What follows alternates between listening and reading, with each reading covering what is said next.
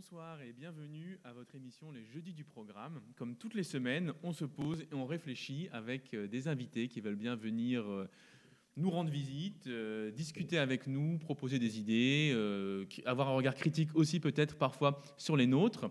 Et donc ce soir, comme vous le savez, on va parler déchets, économie circulaire, bref, la gestion de tout ce que nous produisons et consommons. On le sait, en France, chaque année, un habitant produit plusieurs centaines de kilos d'ordures ménagères. Cette émission est prévue pour durer à peu près 1h30 et pendant ce temps, il y aura eu 135 tonnes de déchets qui auront été émises, voilà, du début à la fin de l'émission, ce qui vous permet de mesurer un peu l'importance et la gravité du sujet que nous allons aborder. Pour en discuter ce soir avec nous, nous avons Juliette Franquet, vous êtes directrice de l'association Zero Waste France, qui œuvre en faveur d'une société zéro déchet, zéro gaspillage, ainsi que Loïc Prudhomme, donc tu es député insoumis dans la 3e circonscription de Gironde depuis 2017 et siège dans la commission de l'Assemblée nationale développement durable et aménagement du territoire. Peut-être pour démarrer un peu cette discussion et lancer le dialogue avec vous deux, une interrogation un peu ouverte. En fait, on va parler de déchets, on parle de gaspillage, mais qu'est-ce qu'il en est aujourd'hui en France en 2021 lorsqu'on parle de déchets? Qu'est-ce qui se passe? Quel est le problème, Juliette? Le problème des déchets est très très large. Vous avez donné des chiffres qui sont assez éloquents sur la production de déchets actuelle. Le problème pour notre association, il est pas seulement comment on traite les déchets actuels, mais comment on essaye de repenser notre manière de produire, de consommer, comment on essaye de trouver des alternatives et de les déployer pour réduire la production de déchets. Il est transversal le problème parce que c'est comment on achète, comment on consomme à l'échelle individuelle, mais c'est aussi et surtout à l'échelle collective, comment des citoyens peuvent se mobiliser, comment des lois peuvent permettre d'interdire certaines pratiques, comment de l'argent public peut subventionner des vraies alternatives qui permettront de changer de paradigme, tout en gardant en tête les liens entre l'environnement, le climat, la biodiversité, mais aussi l'économie, mais aussi les liens sociaux. Et c'est important pour nous, en tout cas dans l'association, de décloisonner un peu tous ces sujets. C'est un risque très grave parce qu'en fait, c'est finalement un projet de société. Il ne faut pas juste regarder les déchets qui sont brûlés aujourd'hui, mais il faut repenser. Il faut des produits plus durables quand ils sont conçus. Il faut les réemployer, il faut les réutiliser et il faut que tous les acteurs de la société vraiment se mobilisent pour changer cette façon de faire qui, au final, crée beaucoup trop de déchets. Est-ce que c'est quelque chose que tu vois aussi, ce problème, depuis l'Assemblée nationale? Est-ce qu'on s'en saisit? Oui, et puis surtout, je partage moi le point de vue de Juliette Franquet sur le fait qu'on ne peut pas avoir une vision assez réduite de cette question des déchets. C'est un phénomène effectivement qui pose question sur notre modèle d'organisation de société et de consommation. Alors moi, je le regarde depuis l'Assemblée nationale avec effectivement mon appartenance à la commission du développement durable, avec un focus peut-être un peu plus particulier sur les impacts environnementaux. Et c'est avant tout, il me semble aussi, un enjeu écologique, à l'image de ce continent de plastique qui flotte dans nos océans et plus particulièrement dans l'océan Pacifique et qui est aujourd'hui quelque chose d'assez incroyable et inimaginable et qui nous permet, je pense, de prendre conscience à quel point on va être submergé par les déchets que nous produisons si on ne met pas un coup de stop radical à cette affaire. Par ailleurs, hormis cette image du continent de plastique, il faut aussi se rappeler que le stockage ou l'incinération de ces tonnes de déchets que nous produisons produisent des gaz à effet de serre et divers polluants. Et c'est notamment 475 000 tonnes de méthane qui sont émises chaque année par la France par ces pratiques de stockage ou d'incinération. Et pour vous donner un ordre de grandeur, c'est 20%, 1/5 du total de nos émissions de méthane sont dues à ce stockage et à cette production de déchets. Alors voilà, moi, le prisme par lequel j'aborde cette question des déchets. Et puis aussi, un truc vraiment qui me fait bondir à chaque fois, c'est qu'on nous dit en plus, cette affaire des déchets, c'est notre responsabilité individuelle. Faites attention, triez bien. Mais nous, vous savez, dans le reste de la production, tout est bien, on est vertueux. C'est à vous de faire attention, de mettre dans la bonne poubelle et de trier. Et moi, je m'insurge contre ce fait-là et je dis que aujourd'hui, la façon dont on s'organise et comment on organise notre société de consommation et comment on gère cette affaire des déchets et de ne pas les produire, surtout, c'est une affaire éminemment politique. Ce sont des choix politiques. Et comment on fait effectivement autrement que ce modèle productiviste qui nous enterrera sous nos déchets, sans aucun doute. Et votre association, Juliette, justement, elle s'intitule Zero Waste, donc qu'on peut traduire par zéro déchet en France. Qu'est-ce que ça signifie ce mot d'ordre? Est-ce que c'est un horizon envisageable?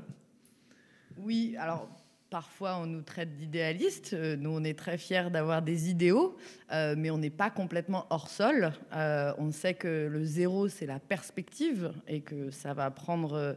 il vaut mieux construire une société pour dans 10 ans et avoir des objectifs et des échéances qui soient réalisables pour construire un nouveau modèle. Donc on est constructif dans les débats et on est reconnu pour ça, notamment dans les débats politiques. Après, le mot waste, c'est important de le rappeler, vous l'avez dit en introduction, c'est à la fois déchets et gaspillage. Et effectivement, nous, on parle vraiment de l'épuisement des ressources. L'association, elle est née il y a plus de 20 ans, au départ par des mouvements militants contre des centres d'incinération. En regardant vraiment, et vous en avez parlé, toutes les pollutions qui sont dues à ce traitement de déchets. Et au fur et à mesure, l'association s'est aussi portée sur les solutions qui permettent de repenser la production et la consommation. Par exemple, au niveau citoyen, parce que les personnes à titre individuel qui changent leur consommation, c'est quand même un acte qu'il faut encourager. Et puis aussi à l'échelle collective. On a lancé un programme qui s'appelle le Défi Rien de Neuf, où on accompagne vraiment les personnes à repenser avant leur acte d'achat. Est-ce qu'elles en ont besoin? Est-ce qu'elles ne peuvent pas faire appel à des solutions de réemploi, d'occasion? Mais ensuite, au niveau politique et collectif, c'est important d'avoir un système global. Et on en parle avec le projet de loi climat et résilience notamment, qui est fort d'actualité. Vous parliez du plastique tout à l'heure. Effectivement, aujourd'hui, le plastique est très peu recyclé. Depuis les années 50, il y a 9% du plastique qui a été recyclé. Aujourd'hui, il y a encore moins d'un quart des déchets qu'on produit en France qui sont recyclés. Et certains acteurs préfèrent privilégier le recyclage que la réduction. Et nous, on se bat pour rappeler cette règle des 3 R qui est le recyclage est certes une solution qui permet de traiter les déchets actuels, mais si on réfléchit à plus long terme, il faut vraiment prioriser la réduction et le réemploi. Et un mot d'ordre zéro déchet dans lequel tu te retrouves aussi. Oui, bien évidemment. Alors, c'est un horizon, effectivement, vers lequel il faut tendre. On sait bien que ça ne va pas se faire d'un claquement de doigts et que le chemin est long, mais effectivement, il faut s'engager sur une pente de réduction massive de la production de nos déchets et par des politiques publiques. En tout cas, moi, je parle de ma fenêtre de responsable politique, même si aujourd'hui minoritaire à l'Assemblée nationale. En tout cas, cette responsabilité de porter un projet alternatif. Et donc, il faut réduire cette production de déchets par des politiques publiques volontaristes. Alors, ça passe évidemment, vous l'avez expliqué et déjà évoqué, par l'éco-conception. C'est-à-dire qu'il faut éviter dès le début de la production que l'objet ou le bien que l'on va consommer finisse comme un déchet ultime pour lequel on n'a pas de solution. Et donc l'exemple qui me vient, moi, comme ça à l'esprit, c'est notamment ces déchets du bâtiment et des travaux publics, du BTP, qui présentent une masse incroyable. C'est peut-être même la première, je parle sous votre contrôle, hein, Juliette, le premier secteur émetteur de déchets et de déchets ultimes dont on ne sait pas quoi faire. Donc ça veut dire des politiques publiques, par exemple, pour favoriser, encourager, soutenir la production en bois, terre, paille et autres matériaux biosourcés, recyclables, qui évitent ces déchets ultimes du bâtiment, des travaux publics. Ça, c'est pour moi une des premières illustrations de cette trajectoire de politique publique pour réduire les déchets, l'éco-conception. Ensuite, il y a cette lutte sur des biens de consommation peut-être plus élaborés, l'électroménager, je pense, sur l'obsolescence programmée et cette question qui est aujourd'hui d'allonger le cycle de vie des objets que nous utilisons, parce que c'est bien ça aussi un des enjeux, c'est de non seulement l'éco-conception, mais aussi de faire que les objets que nous utilisons au quotidien durent plus longtemps. Et puis on en reparlera peut-être après, comment en fin de cycle d'une première vie, on arrive à les réparer, les réemployer. Mais ça passe par un encadrement législatif qui, moi, m'intéresse au premier chef, qui passe par notamment l'allongement de la garantie légale pour ces objets-là, pour dire que voilà, on va obliger le producteur, en se conformant à des obligations légales que nous lui imposons, à produire des choses plus durables. Et je signale d'ailleurs à nos auditeurs que j'ai déposé avec le groupe de la France Insoumise il y a quelques jours une proposition de loi sur cette question de la lutte contre l'obsolescence programmée. Et ça, c'est pour moi un enjeu important de cette réduction. Et puis enfin, pour terminer, peut-être faire le lien vers d'autres discussions, cette question, puisqu'on a parlé de la loi climat, vous l'avez évoqué Juliette, la question de la consigne, et qui pour moi, notamment par la consigne du verre, est assez facile à appréhender par les uns et les autres sur l'utilité en fait d'avoir des contenants en verre que l'on peut réutiliser à l'infini, pour peu qu'on standardise un petit peu leur format et leur circuit après de logistique inverse. Les spécialistes appellent ça la reverse logistique, pour arriver à faire remettre ces contenants dans un circuit. La consigne du verre, pour moi, est l'exemple type de ce que devrait porter le mot économie circulaire, et pas comment il est dévoyé pour nous faire avaler du plastique soi-disant recyclable. Non, pour moi, c'est vraiment symbolique.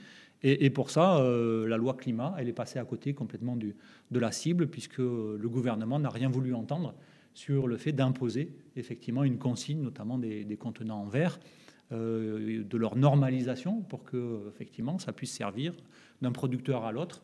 Un jour à mettre du jus de pomme, le lendemain de la soupe de tomate ou de la soupe de poisson sur une autre filière, etc., etc.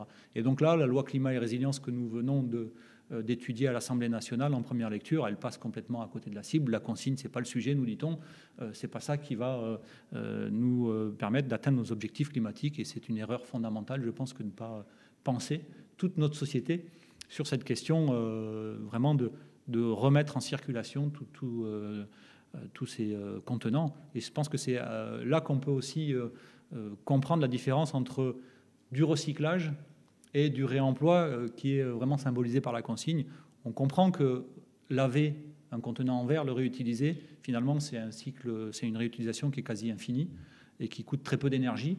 On sait aujourd'hui laver avec de l'eau et recycler l'eau même, parce que je suis très attentif à cette question de ressources en eau, pour laver les contenants. Mais s'il faut aller collecter le verre comme on le fait aujourd'hui, on nous les fait mettre dans des conteneurs dédiés où le verre se brise et il faut le mettre dans une chaîne où on va chauffer dans des fours avec des milliers de degrés pour refondre du verre, pour finalement reproduire la même bouteille que celle qu'on a cassée quelques jours auparavant. Ça n'a pas de sens. C'est vraiment un non-sens écologique. Et donc c'est symbolique de la différence entre recyclage et réemploi, réutilisation. Donc voilà, je voulais vraiment insister sur cet aspect-là parce que ça fait le lien avec beaucoup de sujets que nous allons sans doute débattre ce soir. Vous avez l'air tous les deux assez sceptiques pour le moins vis-à-vis des projets de loi gouvernementaux, de la loi climat qui est passée, du projet de loi dit relatif à la lutte contre le gaspillage et à l'économie circulaire. Qu'est-ce qu'il y a dans ces projets? Pourquoi ils sont pas convaincants? Alors, je partage beaucoup de choses sur le projet de loi climat et résilience. Nous, on a beaucoup travaillé pour argumenter et montrer du coup les impacts environnementaux, mais aussi économiques. Et je pense que c'est important de le rappeler parce qu'on parle aussi beaucoup de réindustrialisation aujourd'hui. Quelle industrie on veut? Et la consigne est une filière qui sera rentable. Il y a déjà des acteurs qui se mobilisent aujourd'hui et c'est une manière de créer de la valeur, de créer des emplois. Donc effectivement, le projet de loi, on s'est beaucoup battu, on a été un peu entendu, mais pas assez. On est très déçus. Ça aurait pu être vraiment une manière de fixer une trajectoire avec des échéances, encore une fois, qui soient raisonnables. Il y a eu des contre-arguments qui étaient vraiment fallacieux sur ce sujet-là. Et on voit certaines influences par rapport aux emplois en particulier, et on le comprend parce qu'on est dans un contexte de crise sanitaire avec des risques au niveau social pour l'emploi. Mais ce qu'on veut vraiment porter auprès du gouvernement et auprès de tous les acteurs politiques aujourd'hui, c'est que les alternatives existent et que c'est celles-là qu'il faut mobiliser et qu'il faut des lois pour encadrer, encourager. Donc évidemment, on est très déçus de cette loi. Après, on essaye de garder quand même le côté positif des choses. Aussi à l'échelle européenne, il y a des choses qui se passent. Il y a la directive sur le plastique à usage unique, notamment, qui avance. Alors, à notre sens, pas assez vite, pas assez fort.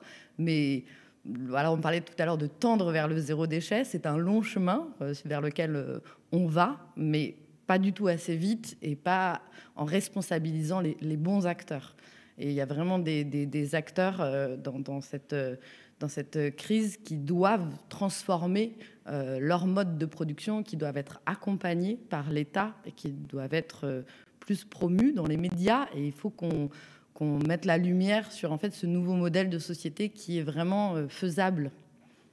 Juste pour les auditrices et les auditeurs, peut-être vous pouvez nous expliquer cette directive qui est en cours de négociation au niveau européen. Enfin, de quoi s'agit-il en gros? Alors, il y a beaucoup de lois qui se discutent et au niveau français, il y a des choses qui sont transposées. Il y a déjà des lois qui ont été votées dans le cadre de la loi sur l'économie circulaire l'année dernière pour lesquelles on attend des arrêtés. Certaines, enfin, je vais rentrer dans des détails un peu trop techniques, mais l'idée, c'est d'interdire un certain nombre de produits avec des échéances. On parlait beaucoup, par exemple, des pailles. Donc il y a eu les sacs plastiques, les pailles, il y a plein d'autres produits qui sont interdits au fur et à mesure. Et donc c'est cette idée de sortir du plastique à usage unique qui est vraiment une des solutions phares pour rentrer, alors j'aime pas beaucoup le terme d'économie circulaire parce qu'il est un peu galvaudé, mais en tout cas sortir de l'économie linéaire, ça c'est sûr. Et donc Loïc, toi tu fais face un peu au quotidien à la majorité En Marche sur ces problèmes. Clairement, et moi c'est un mot que je retiens, c'est le mot de trajectoire, que moi j'ai beaucoup utilisé aussi en disant ok, on est maintenant au pied du mur écologique et qu'il faut se fixer des objectifs et des trajectoires impératives et non pas ce que ne fait pas ou ce que fait le projet de loi climat et résilience, de savoir des espèces d'objectifs qui n'en sont pas, des choses assez floues où il n'y a aucune contrainte, où on s'en remet à des engagements volontaires dont on sait que les industriels, finalement, s'assoient dessus et n'étant pas contraints, finalement, ne se projettent jamais sur ces trajectoires qu'on doit leur imposer. Et je pense qu'aujourd'hui, on a d'autant plus d'arguments. Vous avez parlé d'arguments fallacieux qui nous sont retournés, mais on a des arguments solides, aujourd'hui, y compris économiques, pour dire que, alors l'économie circulaire, je suis d'accord avec vous sur le terme est galvaudé, mais en tout cas que cette économie du réemploi, elle est génératrice d'emplois. Et d'emplois pérennes, non délocalisables, et ça c'est précieux. Juste pour fixer un petit peu les idées de ceux et celles qui vont nous écouter, 10 000 tonnes de déchets, quand on le met en décharge, c'est un emploi. Pour passer un coup de bulle par-dessus ou mettre ça dans un incinérateur et craquer une allumette. Je simplifie, je schématise, mais en gros c'est ça, c'est un emploi. 10 000 tonnes de déchets. Si on prend les mêmes 10 000 tonnes de déchets et qu'on s'attache à du réemploi maximum, c'est 300 emplois qui sont à la clé ici sur nos territoires. Et donc ça veut dire qu'on est d'un facteur de 1 à 300. C'est pas complètement anodin quand on nous parle et quand on nous rebat les oreilles de bah oui, mais si on contraint les industriels, vous comprenez, ça va nous coûter, c'est quand même des gros pourvoyeurs d'emplois. Mais non, au regard de nous, ce que l'on projette en termes et notre analyse sur la transition écologique, et je pense qu'on est assez d'accord là-dessus, ces modèles de transition, de relocalisation, de réemploi sont pourvoyeurs d'emplois. C'est ce que l'on prône aussi dans notre règle verte, voilà, où on dit qu'effectivement, s'astreindre à regarder les impacts écologiques et sociaux, c'est aujourd'hui indispensable dans les politiques publiques et ça permet de créer de l'emploi. Je pense que ça, il faut le rabâcher, le rappeler sans cesse, notamment à ceux qui nous font passer pour de gentils utopistes. Mais moi, je défends et je maintiens et je suis fier d'être un utopiste parce que les utopies ne demandent qu'à être réalisées. En tout cas, celle-ci me paraît tout à fait souhaitable et en plus accessible. Et ça, je pense qu'on pourra le valider ensemble sur d'autres éléments de la discussion. Et du coup, qu'est-ce qui bloque? Est-ce qu'il y a des lobbies? Est-ce qu'il y a des intérêts derrière? Comment ça se fait qu'on ait autant de bonnes idées et qu'il y ait des forces en face, voilà, qui vident de leur sens éventuellement les projets qui sont avancés, qui bloquent les alternatives?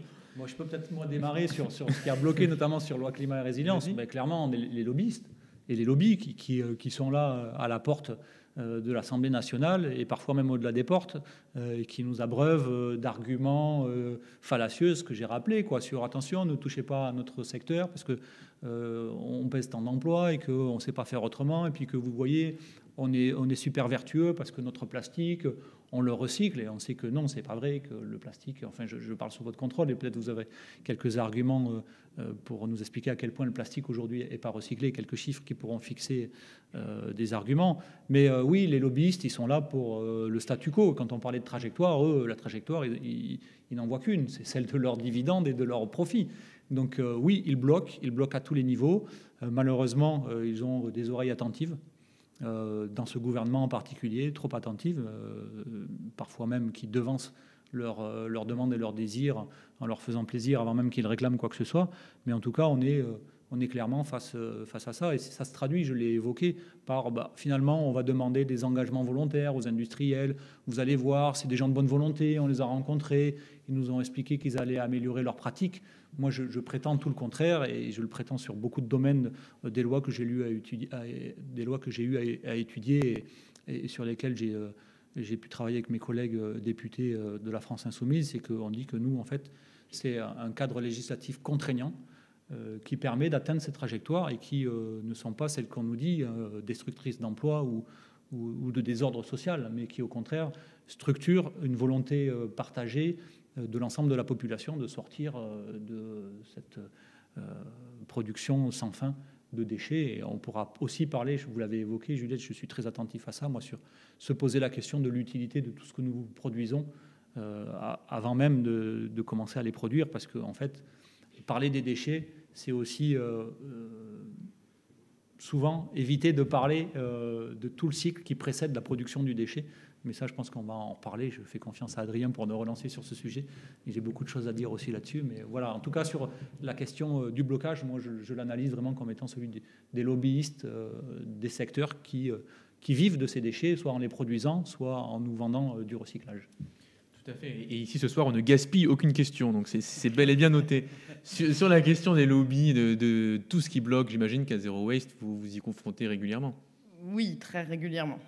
Et effectivement, il y a des influences, il y a des intérêts, j'ai envie de dire, particuliers. C'est-à-dire que pour la transition qu'on souhaite, effectivement, il y a certaines entreprises qui vont devoir changer leur stratégie, changer leurs investissements, changer leur manière de faire. Et ce qui est vraiment important, c'est justement la trajectoire. Et le problème, c'est qu'on est souvent dans du court-termisme, pardon, c'est pas très beau comme mot, et que quand on a investi des milliards pour construire un incinérateur, on a envie de le rendre rentable le plus rapidement possible. Et pour qu'il soit rentable, il faut le moderniser. Donc il faut réinvestir dans cet incinérateur. Et le problème, c'est que si on veut changer vraiment de paradigme et opérer cette transition, oui, il y a certains acteurs, certains projets qui, du coup, n'ont plus de sens. Et ces acteurs-là sont mis en difficulté.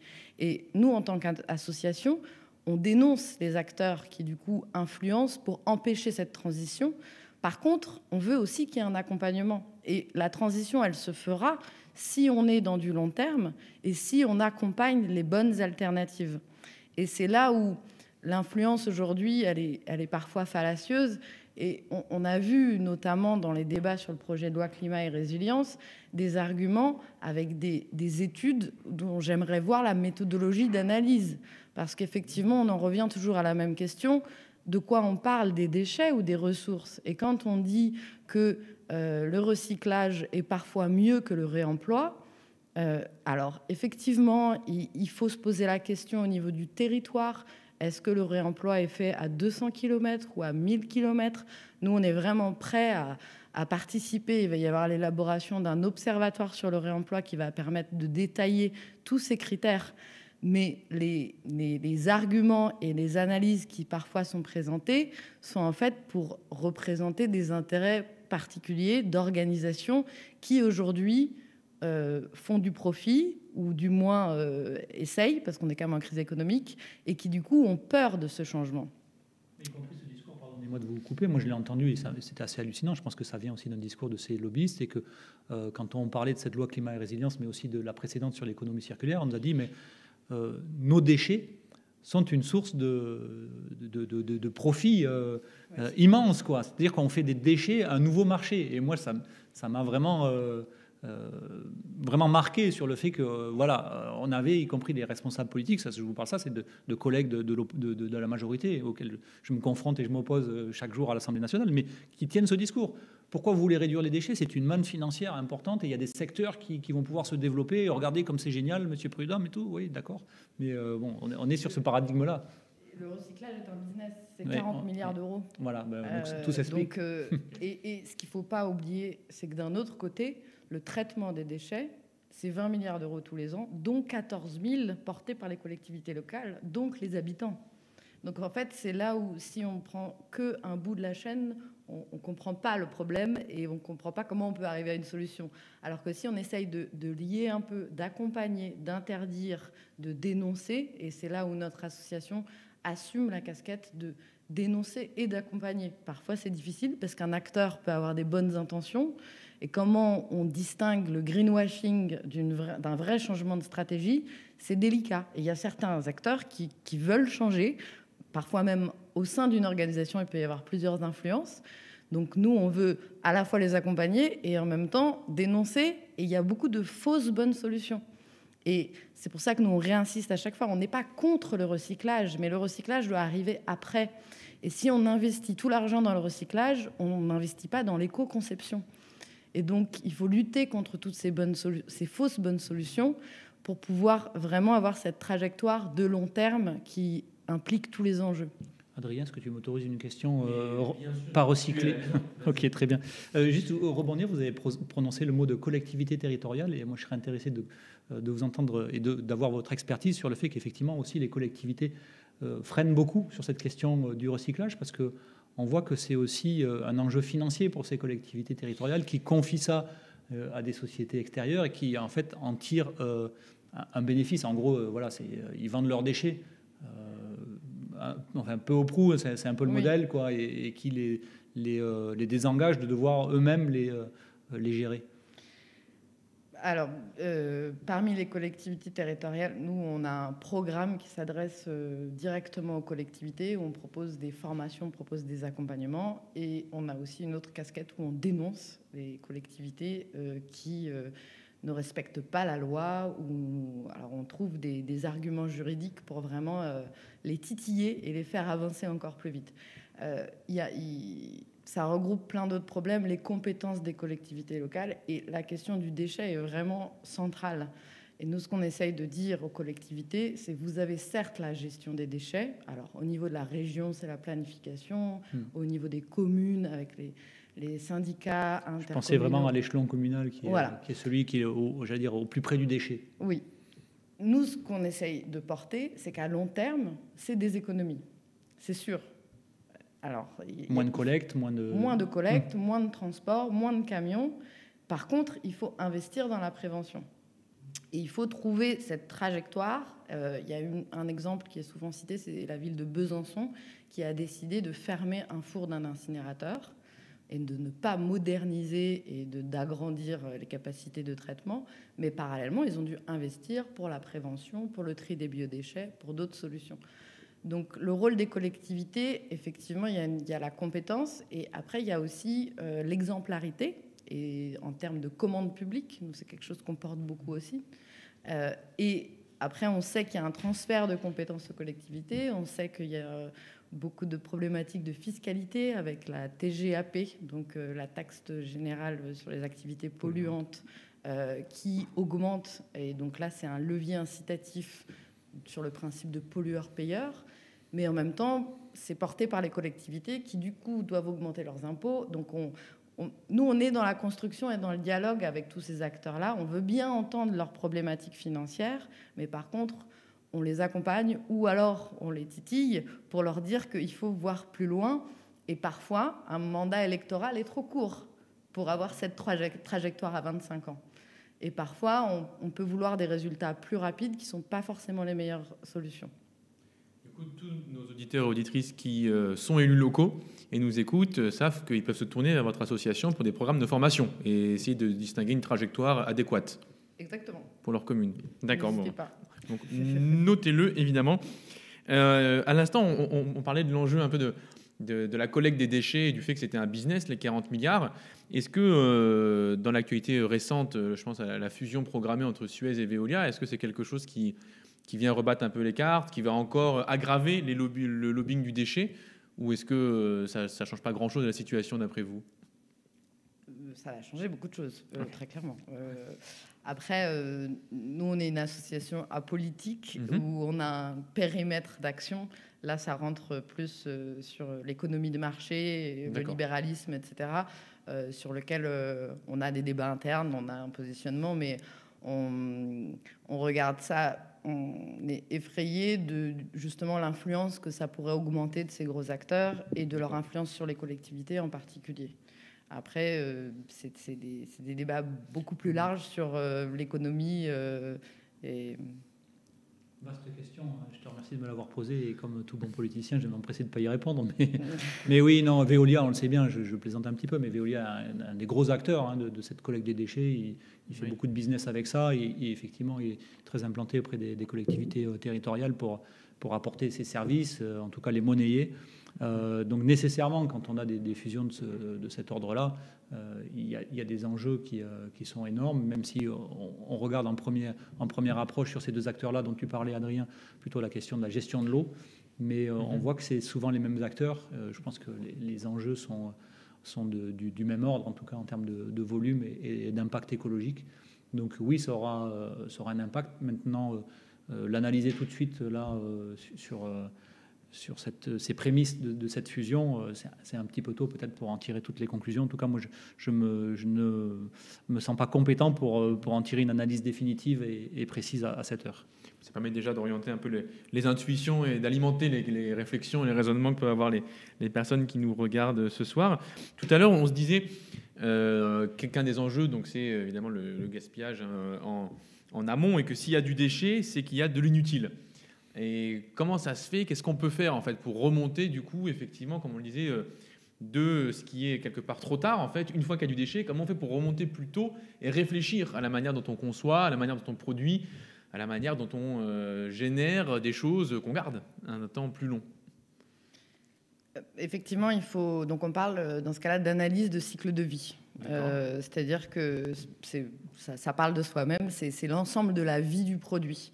Ce qu'il faut vraiment penser, c'est qu'en amont, pour produire, il faut des ressources. Par exemple, une machine à laver, c'est 2 tonnes de matières premières. Donc, quand notre machine à laver est cassée, et c'est arrivé à un de mes proches il y a 2 semaines, et qui aurait pu aller sur Amazon pour recommander une machine à laver. Heureusement, j'étais là et je leur ai parlé de notre programme du défi Rien de Neuf qui propose des alternatives. Et du coup, ils ont fait une petite visio avec un réparateur. Ils ont démonté la machine à laver pour découvrir que, en fait, derrière la carte mère, il y avait un bout de plastique de cette taille-là qui était cassé, du coup, qui n'actionnait plus le bouton marche. Et donc, l'entreprise qui propose ce service propose l'expédition d'un petit bout de plastique pour remplacer le plastique. Donc, pour revenir sur l'analyse du cycle de vie, il y a l'extraction de matières premières, il y a la production et après il y a l'usage. C'est pour ça qu'on parle de réparation, d'utilisation. Alors on a parlé tout à l'heure d'obsolescence programmée, qu'elle soit technique ou qu'elle soit même plutôt d'un point de vue marketing. Et là, on peut ouvrir un autre débat sur la publicité et quels sont nos besoins et quelles sont nos envies. J'allais venir sur ce sujet-là. Je vais le faire. Et donc là, il faut vraiment revoir toute l'analyse de cycle de vie du produit lui-même, de la production, du transport, de l'usage. Et par exemple, dans le textile, qui est un sujet sur lequel c'est très très vaste, mais on commence de nouveaux projets. Il y a des analyses de cycle de vie qui disent que l'impact environnemental vient de l'usage. Donc ça amènerait à penser qu'en fait, c'est à cause de nous, citoyens, qui utilisons mal nos vêtements. Alors pas assez, ou alors on les lave pas bien, ou quoi. Donc il faut vraiment faire attention à la responsabilité aussi de chacun des acteurs sur ce cycle de vie, voir chacune des étapes et voir quels sont les impacts environnementaux sur le climat, mais aussi sur la biodiversité. On parlait d'eau tout à l'heure, donc notamment pour le textile, on parle de la pollution de l'eau à cause des microplastiques qui sont dans les textiles. Donc c'est des sujets qui sont complexes, et là encore une fois, il faut du long terme, et il faut prendre le temps des débats et des réflexions et des analyses pour voir où sont toutes les pollutions, quelles sont les alternatives possibles, est-ce qu'elles sont rentables aujourd'hui, est-ce qu'elles pourraient être rentables dans 10 ans, et comment on organise cette transition. Oui, on revient sur la question de l'éco-conception dont on parlait et qui est valable effectivement pour le textile. Pour répondre à ta question, Adrien, sur le côté comment on fait pour se débarrasser de l'inutile, moi je suis vraiment convaincu que ça nécessite vraiment de se détacher de cette société de consommation et notamment de son arme la plus puissante, qui est la publicité.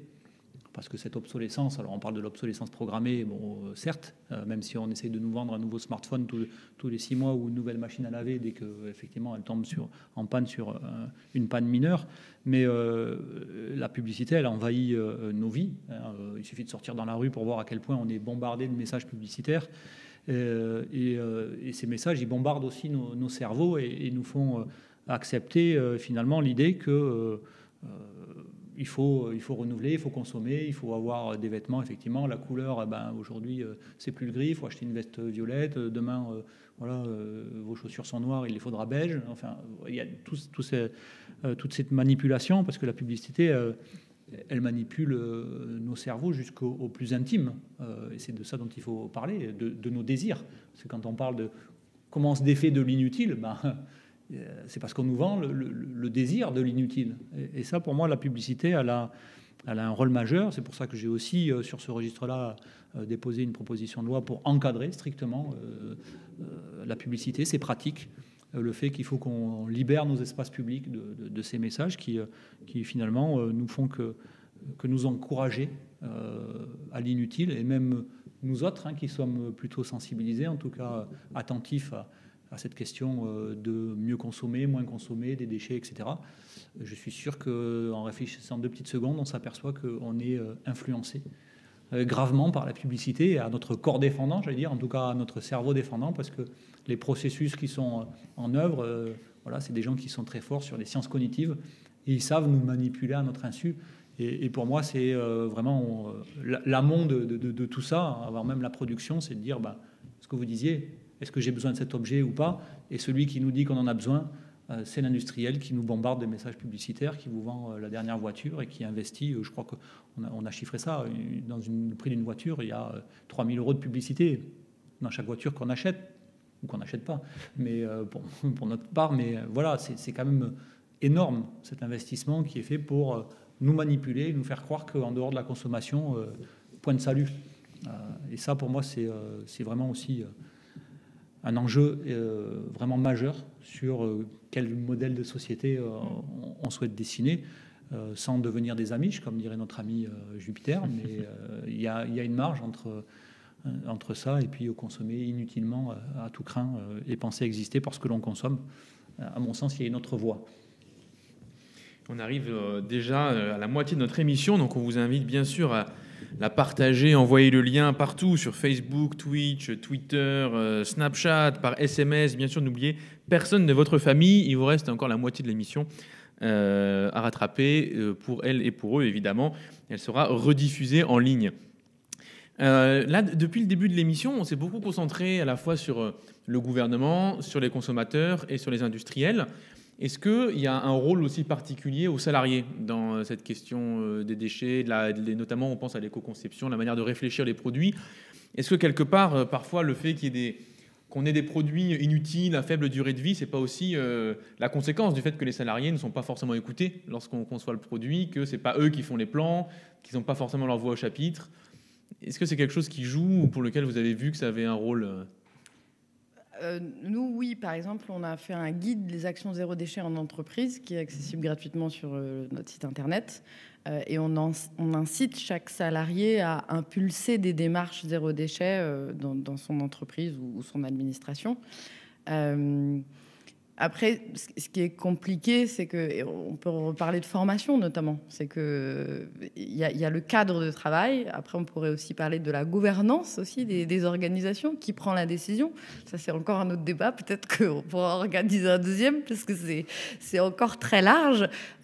Mais nous, en tout cas, ce qui est important pour nous, c'est qu'il faut responsabiliser les acteurs, mais il ne faut pas culpabiliser les individuels. Et chaque personne a plusieurs casquettes en tant que consommateur, en tant que citoyen. Donc, on a un bulletin de vote, on a un porte-monnaie où on va faire nos courses, et on a aussi un travail. Donc, il faut trouver un équilibre avec toutes ces fonctions sans se dire que c'est à cause de moi que le monde va mal, parce qu'effectivement, les décisions qui vont changer la donne, elles se font au niveau collectif, que ce soit politique ou économique. Après, on encourage quand même toutes les bonnes intentions individuelles. Et je vais prendre l'exemple du masque.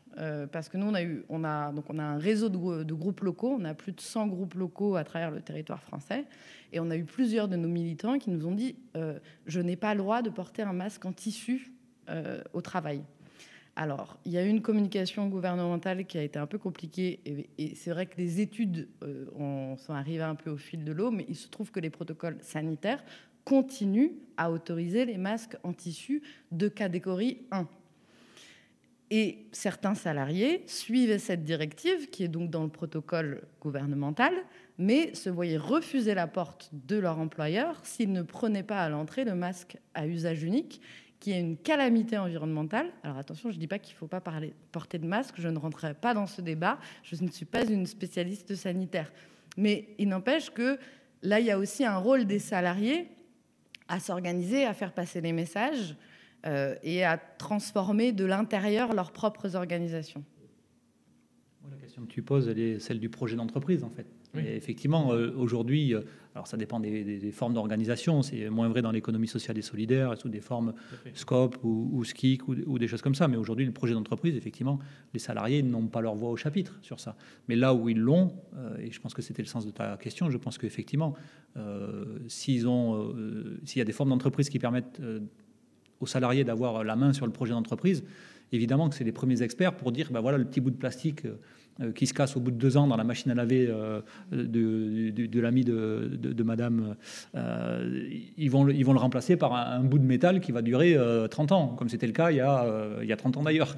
Donc bien sûr qu'on a cette expertise, on sait faire, en gros c'est aussi la question, on sait faire des choses qui durent très longtemps, ça se pratiquait et on l'a tous vécu par le passé. Les objets avaient des cycles de vie, des durées de vie bien plus importantes, parce que les projets d'entreprise n'étaient pas ceux de nous vendre un nouvel appareil, une nouvelle machine tous les 5 ans, tous les 10 ans pour effectivement améliorer le profit de ces entreprises. Donc oui, les salariés ont cette expertise et moi je pense qu'on a des grandes ressources là-dedans, mais effectivement aujourd'hui n'ont pas la main sur ces projets d'entreprise et ça pose la question aussi de quelle forme de gouvernance d'entreprise on souhaite favoriser. Moi c'est pareil, je suis très favorable, vous le savez bien, à l'économie sociale et solidaire et au fait que les salariés doivent avoir effectivement la main plus qu'aujourd'hui sur la façon dont leur entreprise participe aujourd'hui à la vie et au projet de société.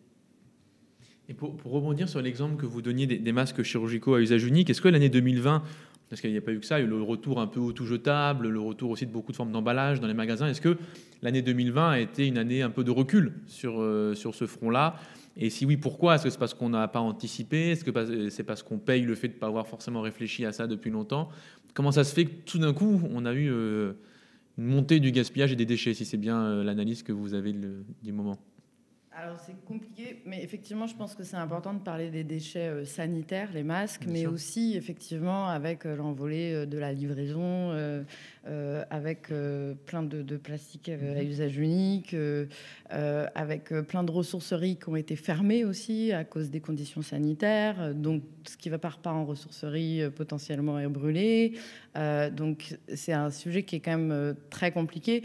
Nous, ce qu'on a vu, c'est que là, on peut parler clairement de lobby du plastique qui a ressorti des arguments d'après-guerre sur l'hygiénisme du plastique, alors que des études prouvent que le plastique n'est pas plus protecteur que les autres matériaux. Donc on voit un retour en arrière. Il y a certaines lois qui ont été reportées, il y a certains débats qui sont peut-être moins priorisés parce qu'il y a d'autres urgences. Après, on pourrait aussi avoir un autre débat sur la façon dont les débats sont menés et la politique, la vie politique actuelle en contexte de crise, etc.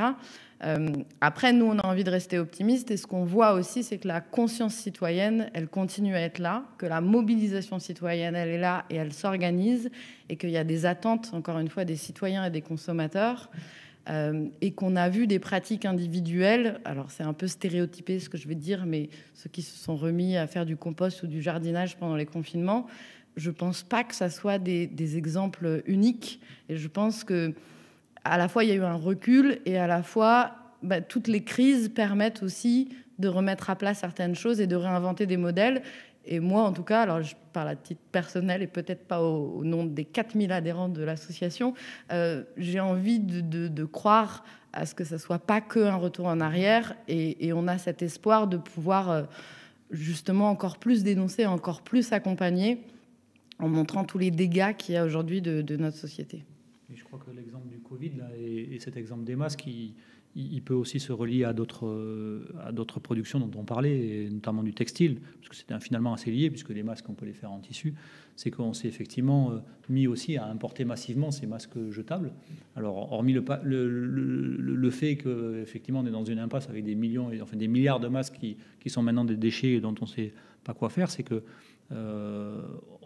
on s'est posé, et on aurait dû se poser avant, la question de comment on relocalise aussi, on réindustrialise, quel modèle industriel pour le pays, pour produire des masques. On savait le faire, hein. Il y avait une usine en Bretagne qui s'appelait Plaintel, qui a été abandonnée alors qu'on pouvait effectivement relancer, et avec l'aide des salariés qui ont cette expertise dont on parlait juste avant, une production locale, moins polluante, avec en tout cas pas cette production de déchets ultimes, et un impact environnemental qui du coup aurait été moindre. Mais c'est un peu la même question que ce qu'on disait tout à l'heure sur le textile, qui aujourd'hui est quasi absent de notre territoire. On produit plus aucun de nos vêtements, et on a des vêtements peu chers. En tout cas, on ne paye pas toutes les externalités négatives, puisqu'ils causent des grands dégâts environnementaux dans les pays où ils sont produits, dans des conditions sociales abominables.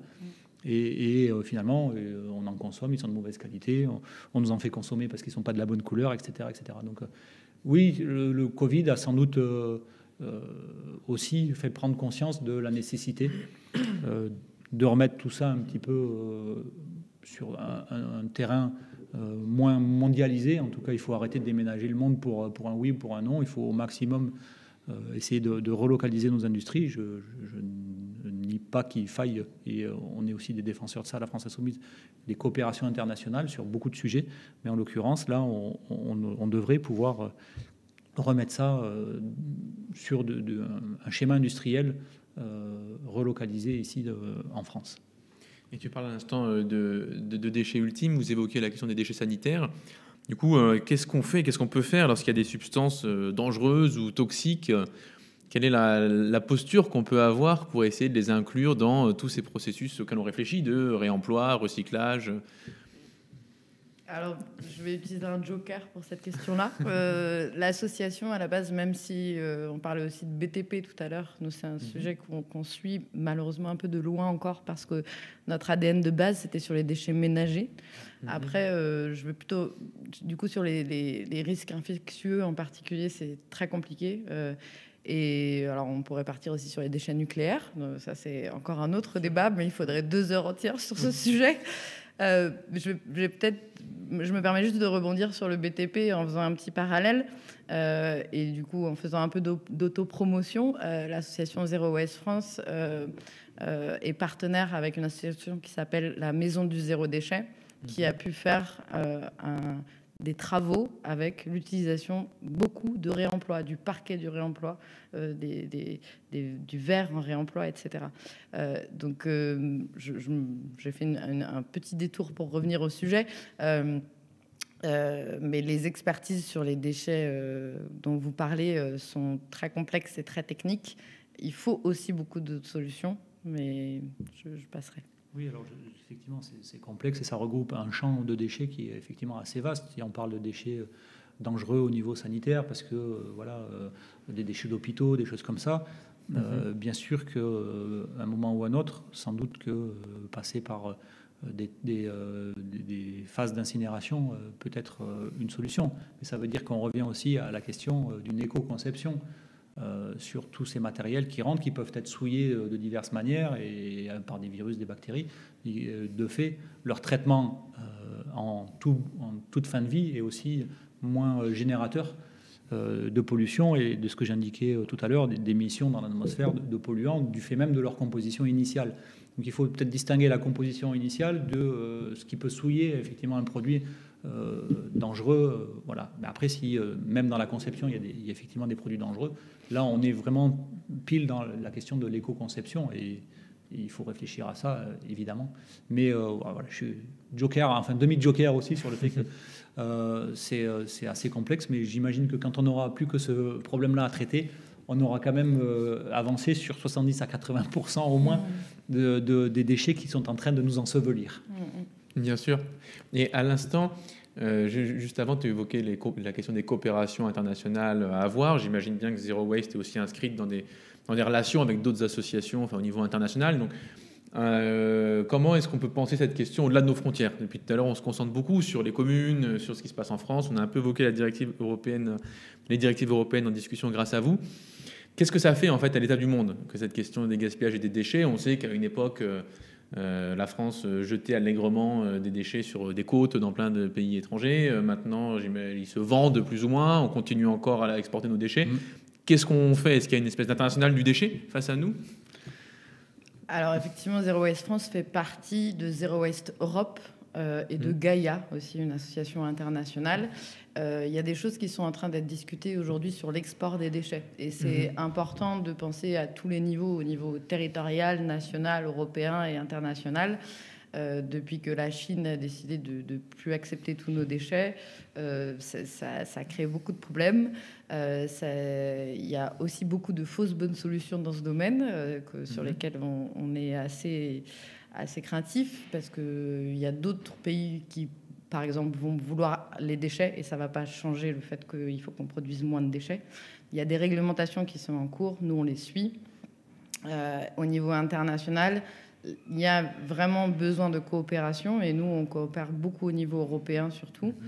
Après, les contextes sont très différents. Et si on parle de traitement de déchets, entre l'Italie, la Norvège, la France, c'est déjà...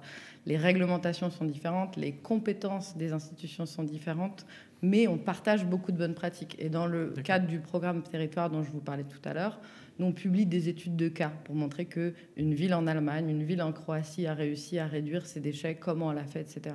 Donc on croit aussi beaucoup à la coopération pour montrer les alternatives possibles. Oui, est-ce que vous avez peut-être un exemple? Parce que tout à l'heure, on mentionnait Besançon, vous disiez que c'est un exemple intéressant. Est-ce que dans ces villes récemment à l'étranger, pour que les auditeurs, auditrices imaginent un petit peu ce qui se fait ailleurs d'intéressant? Il y a 2 exemples qui peuvent être retrouvés sur notre site internet. Il y a à Munich, notamment en Allemagne. Et alors l'autre ville, je ne l'ai plus, mais elle est en Croatie. Je ne me rappelle plus de son nom. Mais effectivement, il y a des ressources et c'est important de s'allier pour montrer les alternatives et pour aussi faire, alors nous on appelle ça du plaidoyer et pas du lobbying parce qu'on est pour l'intérêt général, pour les lois qu'il y a au niveau européen.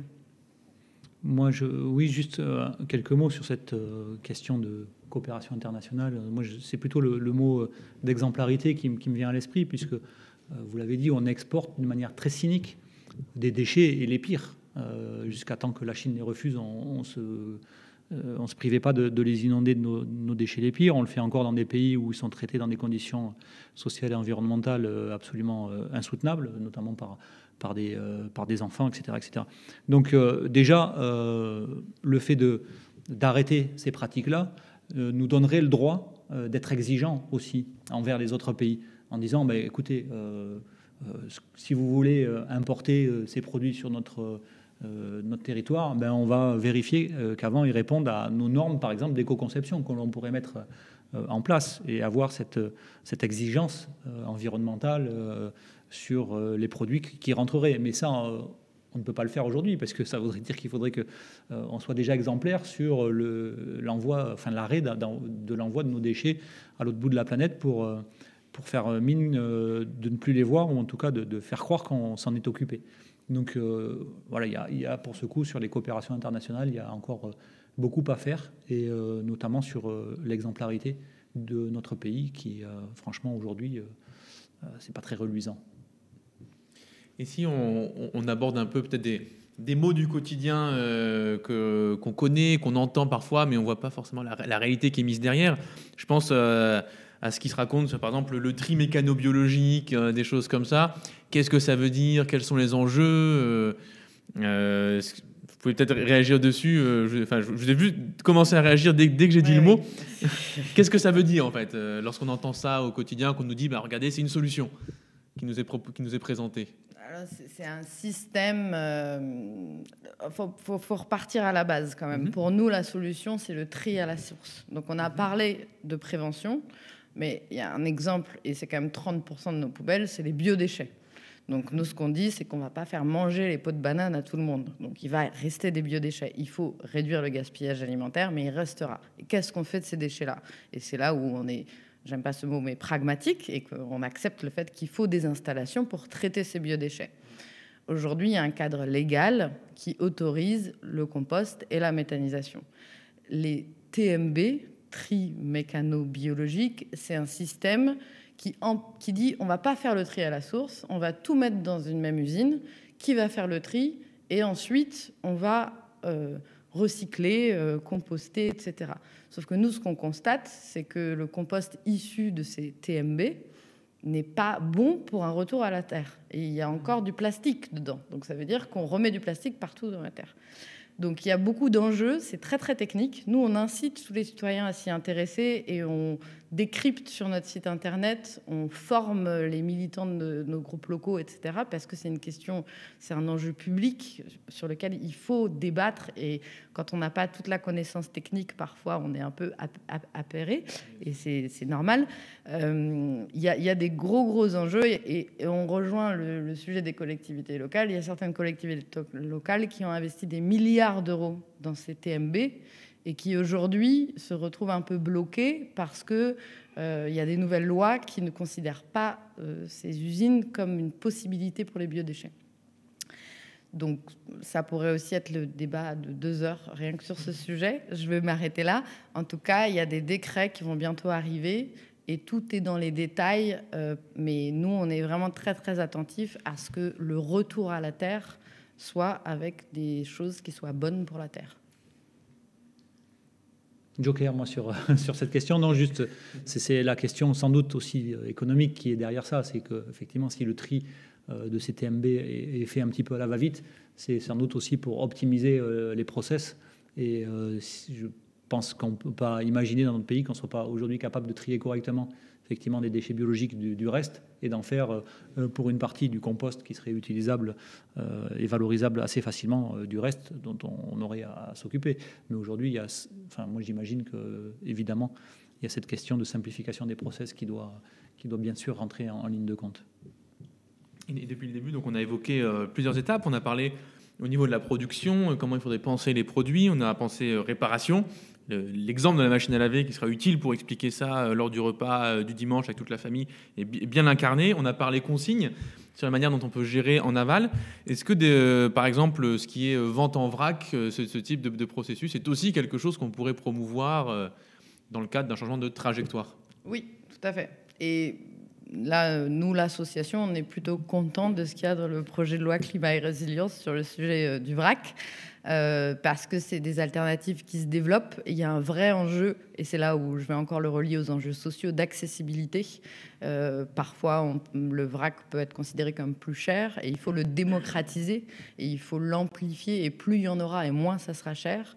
Le vrac est vraiment une alternative qui nous permet de réduire du coup l'utilisation des contenants.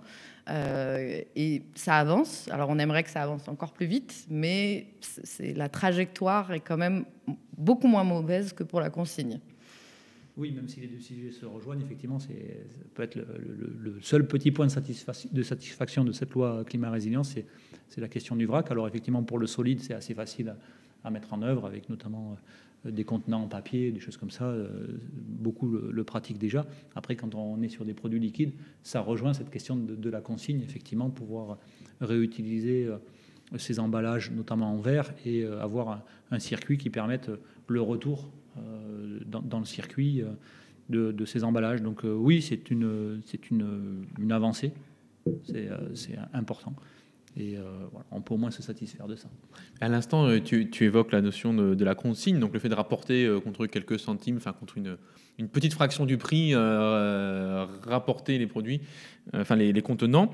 Comment ça se fait que ce système a existé en France? Je connais 70, il y a eu pendant des décennies un système de consigne, et il n'existe plus. Comment on est passé d'une situation à l'autre?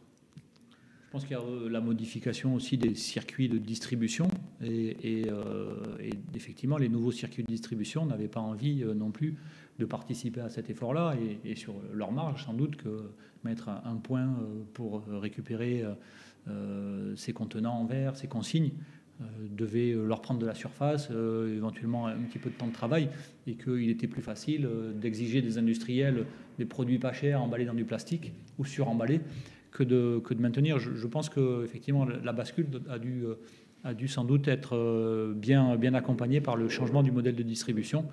Voilà, je n'ai pas une expertise particulière là-dessus, mais effectivement, on peut se poser la question de pourquoi on serait aujourd'hui incapable de faire ce que l'on faisait il y a 30 ou 40 ans, avec des moyens en plus aujourd'hui, je veux dire numériques notamment, d'optimiser ces circuits de logistique inverse pour faire en sorte qu'on ne fasse pas non plus rouler beaucoup de camions ou de véhicules pour collecter et ramener ça dans un centre de lavage, de remise en circuit de ces contenants.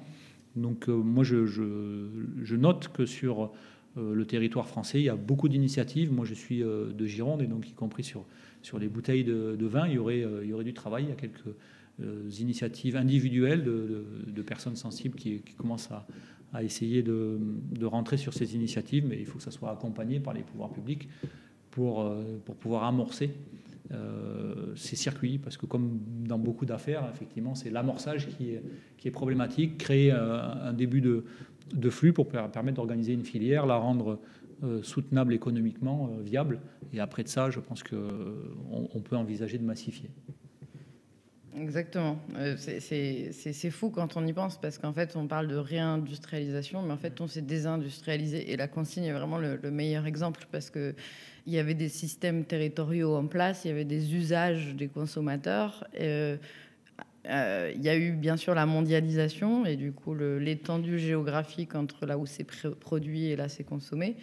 Il y a aussi le plastique qui a été... le plastique, c'est du pétrole, hein, faut le rappeler à chaque fois. Et c'est pour ça qu'à chaque fois qu'on parle de plastique, nous, on ne parle pas seulement de l'impact environnemental de la gestion du plastique, mais de l'extraction de pétrole. C'est souvent oublié. Et effectivement, le plastique était moins cher. Et on a parlé tout à l'heure des externalités négatives. C'est que si, dès les années 60, on s'était rendu compte de tout l'impact que ça a sur l'environnement et de tous les coûts en termes de gestion des déchets et tous les coûts environnementaux, le plastique n'aurait jamais été moins cher. Sauf qu'il y a eu le plastique qui est arrivé et du coup qui est devenu moins cher à court terme, sans prendre en compte tous les impacts collatéraux, qui fait que les industries ont changé. Et je rejoins tout à fait le fait que maintenant, il faut reconstruire la filière qui existait il y a plusieurs décennies et qui sera rentable, mais c'est des économies d'échelle et il faut un certain niveau, un certain volume. Donc il faut absolument accompagner cette filière. Il y a des acteurs, il y a un réseau national des acteurs de la consigne qui est aussi en train de se développer au niveau régional. Et nous, on travaille avec eux pour montrer que c'est vertueux, c'est rentable. Et oui, par contre, il faut investir au début pour pouvoir recréer cette filière. Là, c'est une responsabilité pour le coup aussi publique, j'allais dire, Tout à fait. de réamorcer ces circuits. c'est une des choses, parce qu'on est bientôt en campagne régionale, donc nous, on fait passer aussi nos messages, c'est les rôles des régions aussi d'impulser la dynamique des territoires. Et donc, nous, on appelle tous les candidats des régions à prendre position sur ce sujet et à pouvoir soutenir les initiatives locales au niveau régional sur la consigne, avec des subventions de fonctionnement, d'investissement, avec des mises en relation des acteurs pour pouvoir vraiment aider à créer cette filière. Et en parallèle des filières publiques et industrielles qu'on évoque là, il y a aussi peut-être un troisième problème qui se pose, dont on n'a pas encore parlé, qui est celui des rejets sauvages, de tout ce qui est décharge sauvage, tout ce qui est un peu les pratiques qui ne sont pas encadrées par la puissance publique localement, donc les communes ou les plans ou les schémas régionaux, qui n'est pas non plus un retour dans le circuit industriel. Est-ce que c'est un phénomène massif? Qu'est-ce qu'on peut faire contre ça? Quels sont les enjeux de cette question? Moi, juste parce que j'en parlais récemment avec quelques camarades dans le sud-ouest et notamment dans le département des Landes et des Pyrénées-Atlantiques qui ont ce problème des décharges sauvages qui sont assez prégnants. Je ne sais pas quelle est la solution. En tout cas, il y a un premier constat, c'est qu'on manque aussi de cette police de l'environnement et de ces acteurs publics pour aller surveiller aussi ces pratiques-là, parce qu'elles se font aujourd'hui dans une impunité quasi totale, parce que finalement, il y a tellement peu de risques de se faire prendre, ces pratiques qui sont odieuses, que finalement, tout le monde y va de bon cœur. Quand vous avez effectivement un grand massif forestier, comme c'est le cas dans les départements que je viens de citer, c'est facile de trouver un endroit pour aller baigner toutes sortes de choses, mais des trucs incroyables, des déchets de BTP en quantité faramineuse. Donc il y a ça, et je pense que ça c'est évidemment une responsabilité, mais j'allais dire c'est le dernier recours, aller attraper le contrevenant.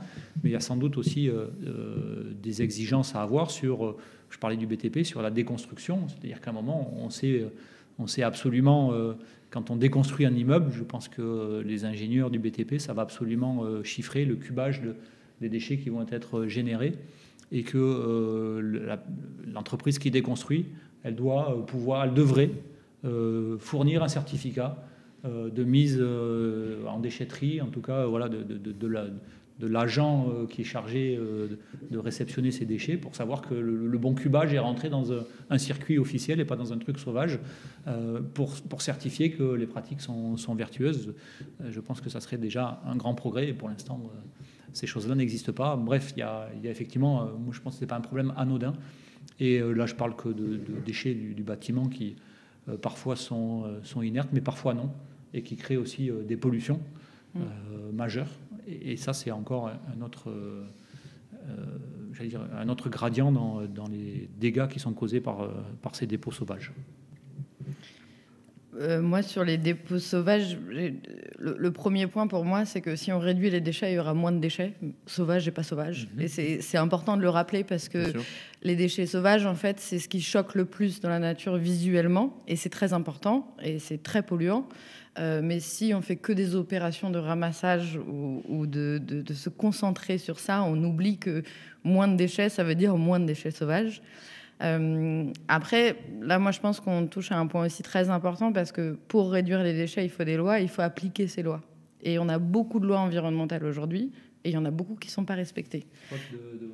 Faute d'agents de l'État pour les faire respecter. Moyens. Exactement. Faute de moyens. Et donc, nous, notre association, ça nous est arrivé de porter des actions en justice auprès d'acteurs qui ne respectent pas la loi.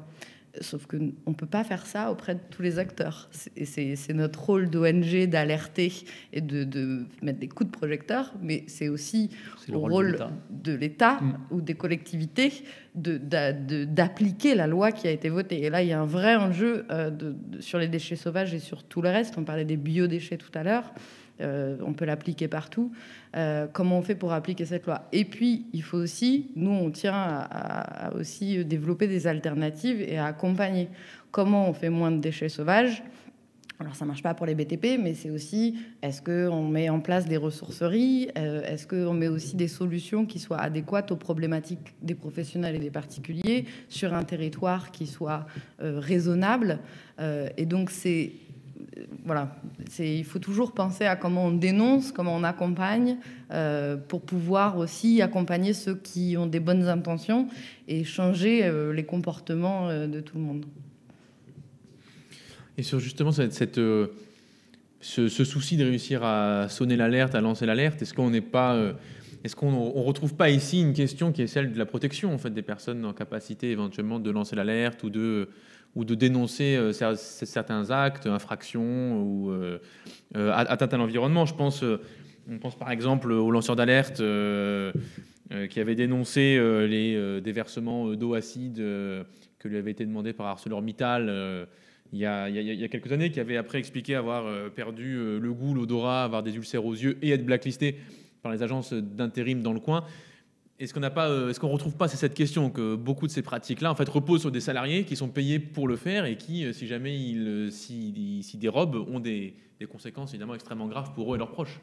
Alors là, on rentre peut-être sur un autre programme et un autre jeudi du programme où il faudra parler des lanceurs d'alerte. Mais oui, effectivement, quand ça repose sur uniquement la conscience personnelle des salariés, c'est des choses qui sont très dures, très lourdes à porter. Et tu fais bien de le souligner, ceux qui ont le courage de le faire, le paient cash, au sens de ça impacte vraiment leur vie personnelle. Et donc c'est aussi pour ça que voilà, le relais des associations qui peuvent le faire effectivement sous le couvert de l'action associative et une protection déjà pour les salariés qui pourraient se tourner vers des associations pour dénoncer quand c'est possible.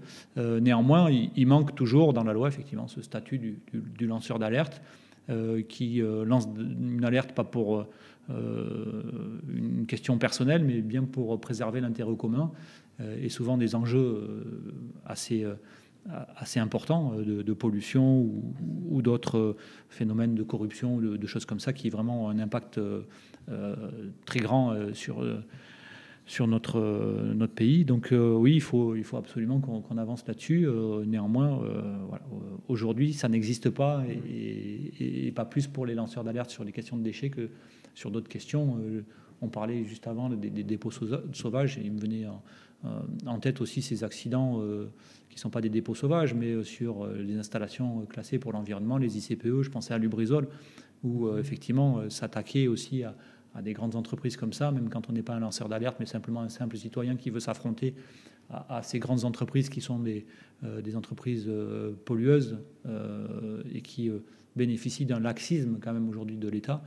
Moi, je trouve que ça me pose beaucoup de questions quand même sur les structures juridiques et le rôle de l'État sur toute cette question de la préservation de l'environnement. Oui, moi je suis tout à fait d'accord. Et le fameux secret des affaires, alors effectivement, ça ferait l'objet d'un autre débat, parce qu'on est dans le libéralisme avec certaines informations confidentielles pour des développements économiques de certaines organisations. Donc ça, c'est un autre débat bien plus large. Mais en tout cas, nous, on s'est associés à un cas sur le secret des affaires et on est complètement pour pouvoir protéger les lanceurs d'alerte et on se considère nous-mêmes comme lanceurs d'alerte. J'en profite du coup pour souligner, parce que nous on a plein de militants dans notre réseau et ce que vous disiez, enfin, nous on se fait contacter par des membres de nos groupes locaux qui vont sur place, qui prennent des vidéos, qui vont lire des rapports de 150 pages imbitables avec des termes techniques et juridiques. Donc voilà, c'est mon côté à vouloir voir aussi les choses, le verre à moitié plein. Il y a une force vive et il y a des personnes qui se mobilisent et je salue chaque jour leur courage. On a fait récemment une université de printemps, on a eu des témoignages de ces militants.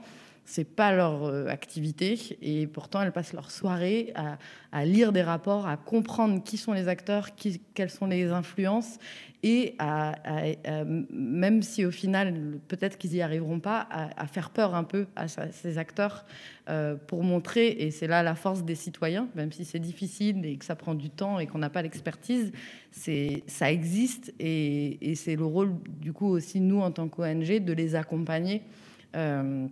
Mais honnêtement, si on était 3 fois plus grand, on aurait de quoi faire 3 fois plus de choses aussi. Mais on ne peut pas gérer tous les cas potentiels. Mais on a des demandes de personnes qui disent, je vois, on peut prendre l'exemple du TMB, on en a eu récemment, quelqu'un qui dit, moi je vois dans le champ à côté de chez moi des bouts de plastique qui sortent d'un PNB. Donc, PNB, vous pouvez... pardon, c'est le tri mécano-biologique. Donc, c'est ce système de traitement des biodéchets. En tout cas, effectivement, il y a un vrai sujet sur les informations confidentielles et sur après la justice et tous les recours et tout le travail que ça demande derrière. Oui, vous soulignez, je veux dire, à bon escient et à juste titre, plutôt c'est le bon mot, à juste titre, le travail de ces militants associatifs qui passent leur soirée à éplucher des rapports incompréhensibles et à acquérir une expertise. Et moi, mon rôle de politique, en tout cas, c'est comme ça que je le conçois et que j'essaye de le mettre en œuvre depuis 4 ans, c'est aussi d'être le relais de ces expertises citoyennes au travers des ONG pour profiter de cette expertise et le traduire politiquement, au sens comment on s'organise ensemble pour faire changer effectivement la façon d'organiser la société, de réguler, d'encadrer ces activités dont on parlait juste avant, de polluantes, de production de déchets, de sociétés, de multinationales ou d'entreprises qui ne respectent pas les réglementations environnementales. Et donc voilà, on a ce travail aussi de lien, je pense, à tisser. Pour notre part, on le fait, je pense, d'une manière assez régulière depuis quelques années. Mais c'est important qu'à tous les échelons, effectivement, on ait ces échanges pour dénoncer et pour faire avancer, progresser la législation dans ce sens. Et c'est bien l'enjeu de notre émission ce soir, et comme tous les jeudis du programme, d'à la fois présenter des solutions, se demander quelles sont les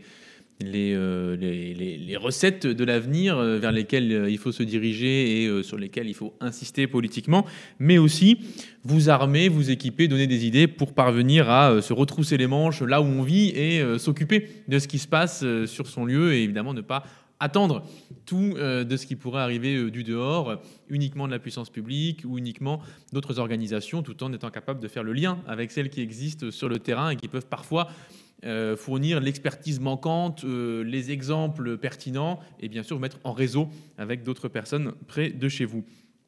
Cette émission va tirer à sa fin et donc c'est le moment de vous laisser quelques mots de conclusion. Peut-être finalement, si jamais vous deviez dire quelques phrases aux auditeurs, auditrices qui nous écoutent, parce qu'on sait bien que certains d'entre vous filent parfois à la fin de la vidéo, donc, mais on a les noms. Mais si jamais les personnes devaient regarder une petite synthèse à la fin, qu'est-ce que vous avez envie de leur dire sur ce sujet des déchets ? Alors je vais commencer, ça laissera le mot de la fin à notre invité. Moi sur cette question des déchets, vraiment je voudrais revenir sur ce que je disais sur le rôle de la publicité, de la manipulation mentale dans cette société de l'hyperconsommation. Alors après, peu importe les mots, qu'on appelle ça décroissance, sobriété, moi je suis vraiment le partisan de ce que j'appelle une politique du suffisant. Vraiment utiliser uniquement ce dont on a besoin et ça devrait être le guide de nos politiques publiques de l'avenir. C'est-à-dire que là, dans les prochains mois, quand on pourra les mettre en œuvre, voilà, la politique du suffisant, et que je résumerai sur ces mots-là, c'est l'écologie de l'utilité, vraiment de l'essentiel, l'écologie de l'utilité, plutôt que l'économie de la futilité, dont on a parlé tout au long de cette émission. Voilà pour moi les quelques mots de conclusion, en tout cas, sur ce qui me tient à cœur de porter. On a parlé de beaucoup de choses, je ne sais pas comment conclure. En tout cas, pour revenir sur la position de notre association Zero Waste France sur la réduction des déchets qui prime sur le concept d'économie circulaire, parfois galvaudé par certains acteurs. Et peut-être plus pour inciter les personnes, justement, nous, notre rôle d'ONG, c'est d'informer, c'est de décrypter. Donc, inciter chaque personne à essayer de trouver ce temps et cette énergie de comprendre les enjeux, de s'informer, de devenir parfois militant. Alors, dans les groupes locaux Zero Waste France ou dans d'autres ONG environnementales, et il y en a beaucoup en France et on collabore avec elles, de revoir aussi ces modes de consommation. Alors nous, j'ai parlé du programme Défi Rien de Neuf, mais il y en a d'autres aussi, et de réfléchir à chaque fois qu'on achète quelque chose, quel système on entretient. On a parlé aussi du rôle de salarié. Comment est-ce que chacun à l'échelle individuelle, même si la solution sera au niveau collectif, on peut participer à cet élan en tant que consommateur, en tant que citoyen, en tant qu'employé. Merci beaucoup pour tous ces éléments de réflexion, pour tout ce qu'on a pu apprendre au cours de cette émission, les idées que vous avez pu nous donner. Merci beaucoup à toutes les auditrices et à tous les auditeurs pour cette émission, donc garantie zéro déchet intellectuellement de bout en bout. Et bien sûr, vous pouvez la réutiliser en la regardant à nouveau, bien sûr, en l'envoyant à vos proches, en envoyant le lien, en la partageant sur tous les réseaux sociaux sur lesquels vous pouvez être inscrit. La semaine prochaine, les jeudis du programme prennent une semaine de congés payés. On laisse le créneau à la niche parlementaire qui fournira des vidéos et des éléments de réflexion pour peupler votre soirée, parce qu'on compte bien occuper toutes vos soirées du jeudi. Et on se retrouve du coup la semaine encore suivante autour d'une émission sur l'éducation. Merci beaucoup et bonne soirée.